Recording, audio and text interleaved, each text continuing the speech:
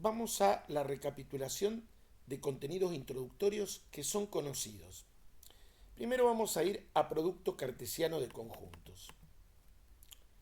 Dados dos conjuntos no vacíos A y B, definimos producto cartesiano de ambos y lo simbolizamos así, y leemos A cartesiano B y definimos así. Es el conjunto formado por los pares ordenados X y, de manera que la primera componente del par pertenece al primer conjunto y la segunda componente del par pertenece al segundo conjunto. Coloquialmente, es el conjunto formado por los pares ordenados donde la primera componente, insisto, pertenece al primer conjunto y la segunda al segundo. De hecho, el producto cartesiano no es conmutativo, porque si yo hago B cartesiano A, el par se va a invertir. Bien, gráficamente, y lo vamos a ver en un ejemplo en breve, es un subconjunto del plano cartesiano. Simbolizamos con este simbolito que leemos cardinal de A, ¿sí? Y es el número de elementos de A, ¿sí? Lo leemos como cardinal de A. Es el número de elementos de A. De manera que podemos pronosticar el número de pares ordenados que va a tener un producto cartesiano. ¿De qué forma? Si el cardinal de A es n y el cardinal de B es m, entonces el cardinal de A cartesiano B es n por m. O sea que son n por m pares ordenados que va a tener el producto cartesiano. Ejemplo desarrollado.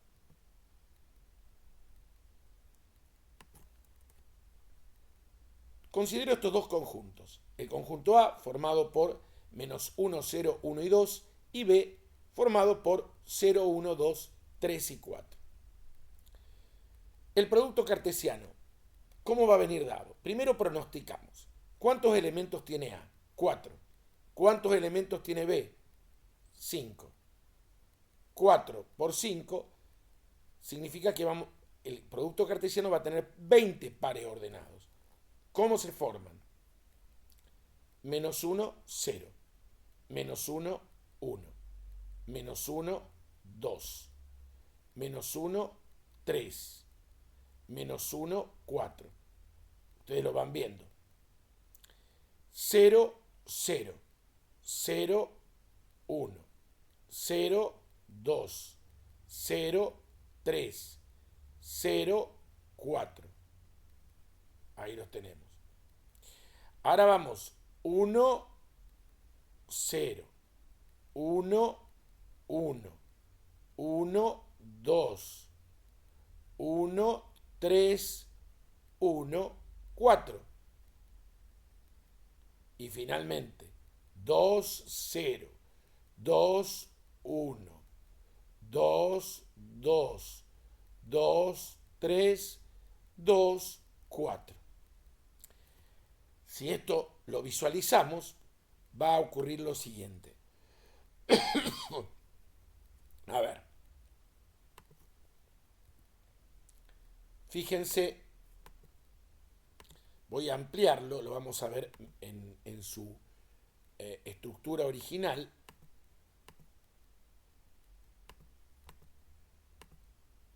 Observen. Fíjense, acá tengo menos 1. Menos 1, 0. Menos 1, 0. 0, 0. 0, 1, 0, 2. Menos 1, 1. 0, 1. 1, 1, 2, 1. Fíjense, estos son todos los pares ordenados que tienen como segunda componente, o mejor dicho, como primera componente 0 y cada uno de los puntos del eje horizontal, que en este caso sería para A, ¿sí? Menos 1, 0, 0, 0, 1, 0, 2, 0. Ahora este, menos 1, 1, 0, 1, 1, 1, 2, 1, menos 1, 2, 0, 2, 1, 2, 2, 2, menos 1, 3, 0, 3, 1, 3, 2, 3, menos 1, 4, 0, 4, 1, 4, 2, 4. Redondeamos para mostrar que abarca el producto cartesiano. Los puntos en rojo son los que lo forman. Fíjense, 4, 8, 12, 16, 20 pares ordenados. Esto es A cartesiano B.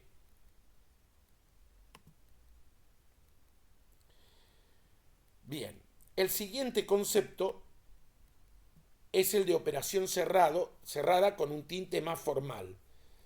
¿Qué es una operación cerrada? De una manera simple. Es una operación donde si un elemento A pertenece a un conjunto A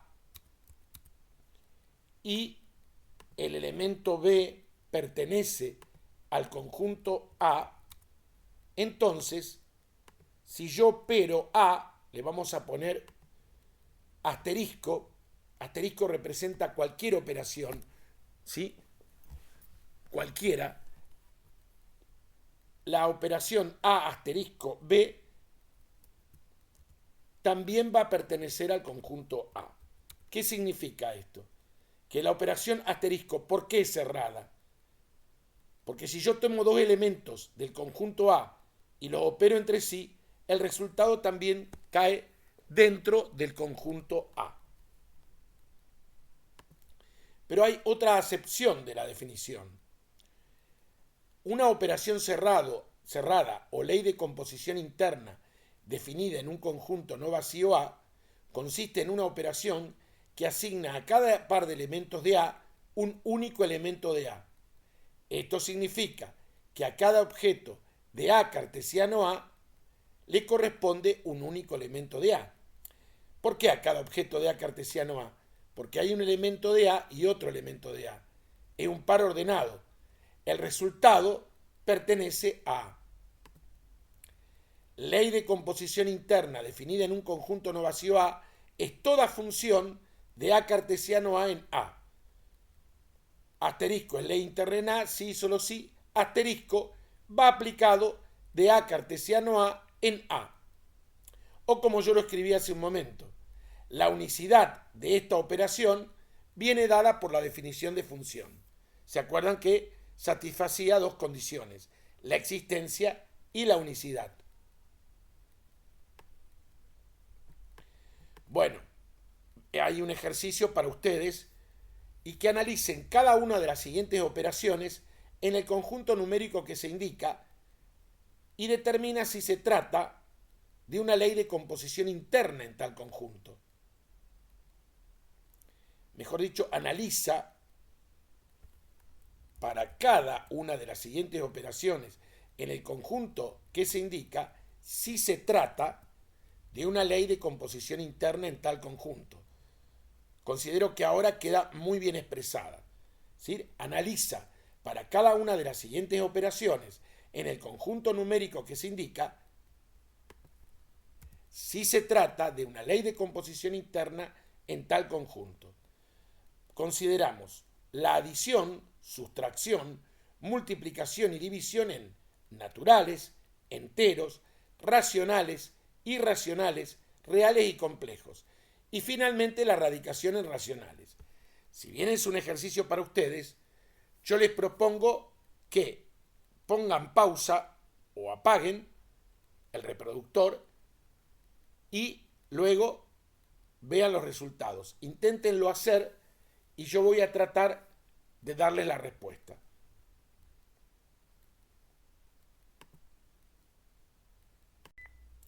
Bueno, Bueno, antes de la resolución, que ustedes van a cotejar, cuestiones de notación.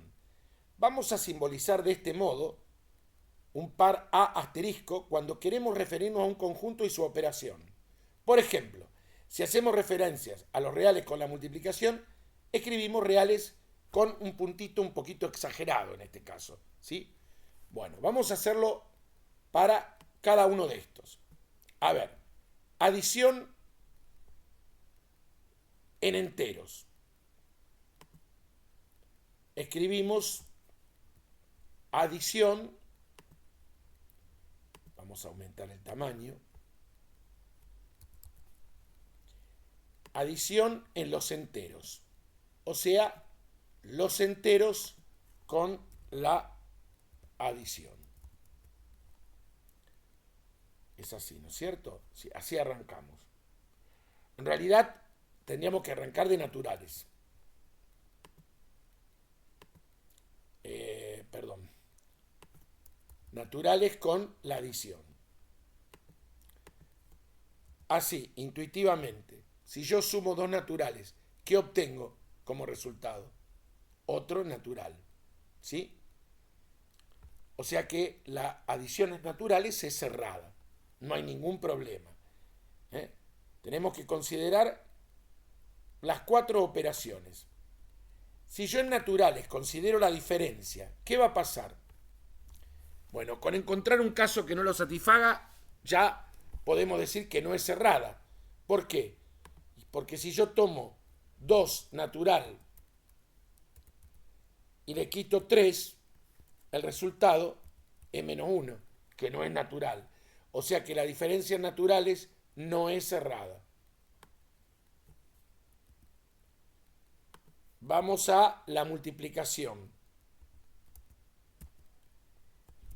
A ver, busquemos un puntito discreto, pero no tan pequeñito. Así, así me parece mejor. Si yo multiplico dos naturales, no va a haber problema. El resultado es un natural. Ahora, si yo hago la división de dos naturales, por ejemplo, 4 dividido 3, ¿es natural? No, cae fuera de los naturales la división, ¿sí? Por lo tanto, la división en naturales, ¿cómo es? La división en naturales no es cerrada. ¿Qué pasa con los enteros? Los enteros con la adición. La suma de dos enteros es otro entero, no hay problema. Es cerrada. La diferencia también es cerrada. La multiplicación, ¿qué opinan? También es cerrada, no tiene ningún problema. ¿Sí? ¿Y qué pasa con la división en enteros? Sigue heredando lo de los naturales. Tiene problema. Tiene problema. Es decir, si yo hago 4 dividido 3 en enteros, el resultado ¿cómo es? No es entero. Vayamos ahora a los racionales. Arrancamos con la suma. La suma de dos racionales es otro racional, aunque trabajemos con enteros directos. ¿Por qué? Porque un entero, los enteros están incluidos en los racionales, ¿sí? Y un entero se puede disfrazar de racional, como una fracción aparente, por ejemplo, 8 cuartos es 2. La diferencia de racionales también es cerrada. La multiplicación también es cerrada. Pero ¿qué podemos decir de la división? Se acabó el problema. ¿Por qué? Porque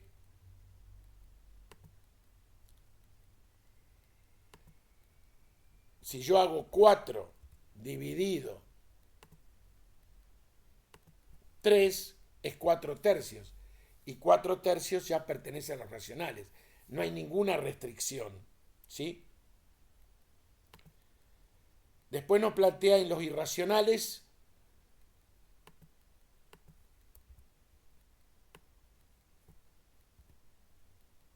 cuidado acá. Los irracionales lo vamos a representar con la letra I. La suma de irracionales es otro irracional. No va a haber inconveniente.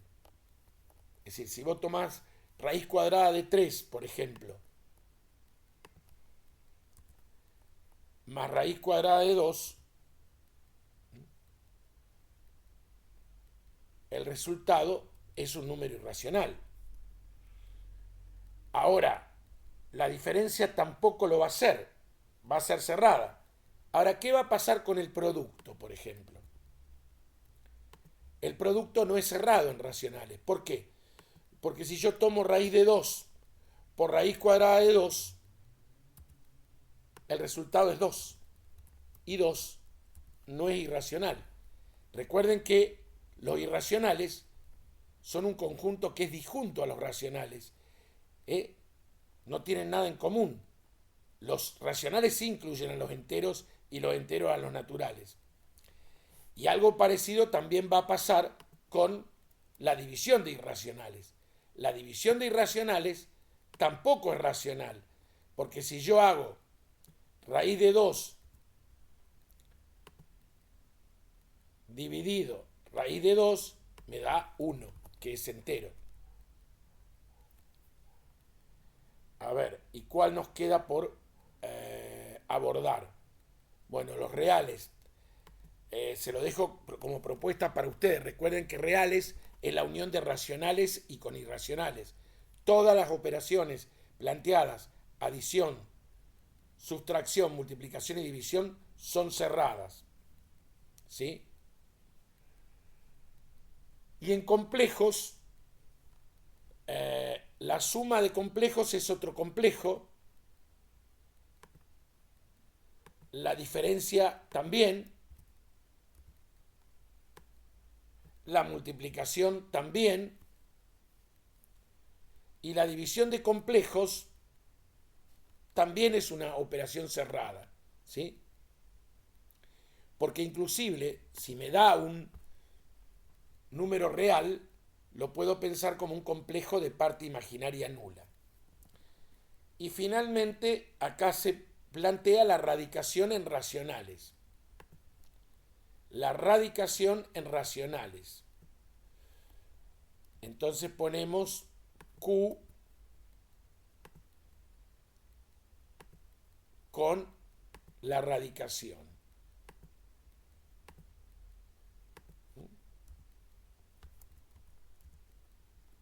¿Y qué pasa? Acá hay un problema muy simple. ¿Hay algún número racional cuyo cuadrado sea 2? ¿Sí? ¿Existe algún x perteneciente a los racionales tal que su cuadrado sea 2? ¿Cuál es la respuesta? Hay, pero no son racionales. Raíz de 2 y el opuesto. Ahí estamos. Es una operación que viene heredada de los enteros y de los naturales, que tiene restricción. Es decir, la potencia tiene que ser igual, el índice de la potencia tiene que ser igual al índice del radical.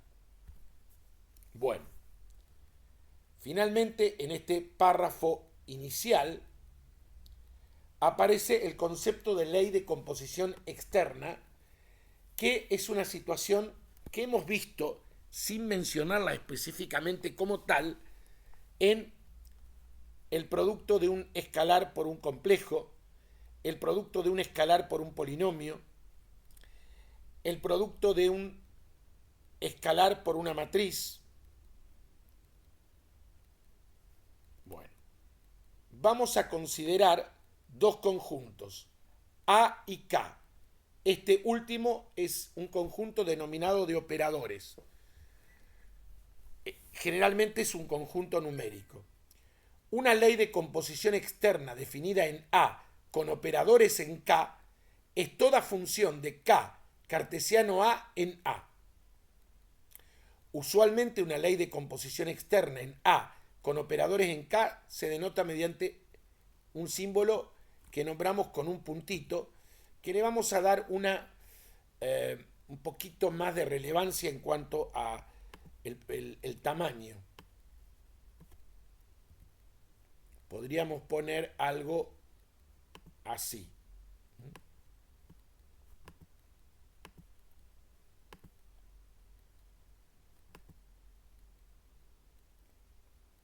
Ahí está. Me parece medio grande.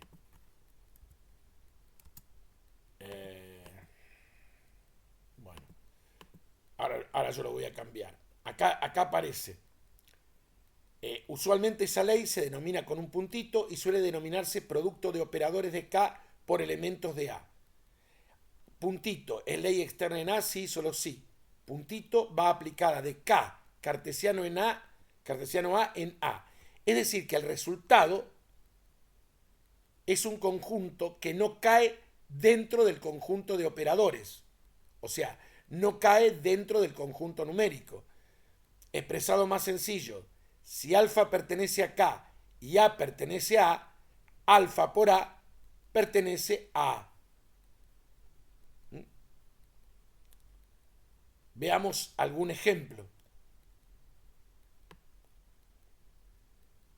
Acá lo pide analizar, pero producto de un polinomio a coeficientes reales por un real. Me da un polinomio. Producto de polinomio a coeficientes complejos por un real. Me da otro polinomio a coeficientes complejos. Producto de vectores del espacio por números reales. Me da un vector. Fíjense, no da un real. No da el elemento de K. En este caso K es real. Producto de matrices reales por números reales. K es real. A es el conjunto de matrices reales. Producto de matrices complejas por números complejos. Me da una matriz compleja. Yo nombré vectores en el espacio porque es un superconjunto, o sea, al revés de el de vectores del plano. O vectores del plano es un subconjunto del de vectores del espacio. ¿Sí? Es decir, cuando nosotros vimos las propiedades del producto de un vector por un escalar, dijimos que el resultado era un vector, pero no dijimos que era una ley de composición externa. Ahora sí.